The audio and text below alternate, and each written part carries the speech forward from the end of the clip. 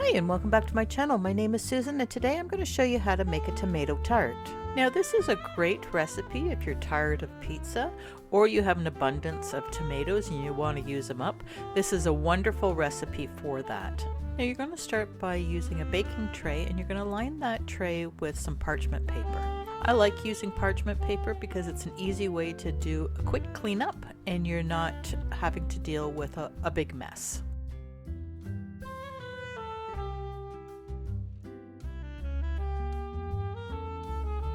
Once you have your parchment paper down, what you're going to do is you're going to add your puff pastry on top of that. You're going to lay it out so it takes up most of the tray.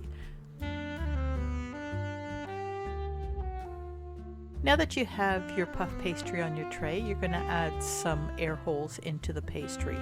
You don't have to put as many as I have on there. You can put less and it will be just fine.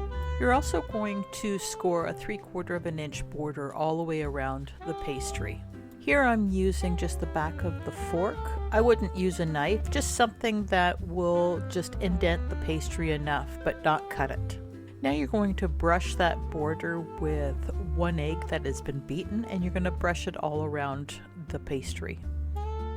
After that, you're going to sprinkle 1 3/4 cups of grated mozzarella cheese.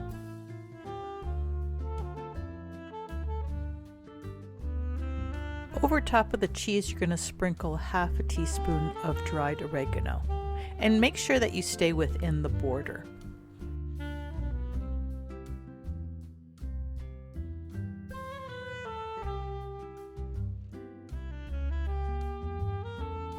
Now you're going to add your thinly sliced tomatoes and arrange them slightly overlapping the cheese. I used Roman tomatoes. I find them a little more meatier as opposed to, say, sandwich tomatoes. You can also use little mini tomatoes if you wanted to. I'd probably just cut those in half and place them on top. You're going to brush your tomatoes with a little bit of olive oil and then you're going to bake it in an oven at 425 for about 20 minutes. Make sure you check on your tart because every oven is different and you don't want to burn it.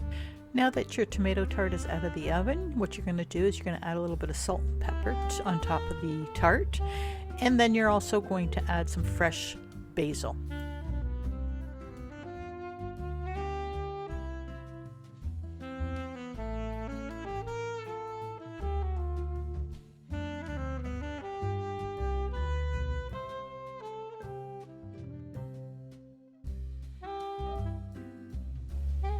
So that's it for today's video. I hope you enjoyed it.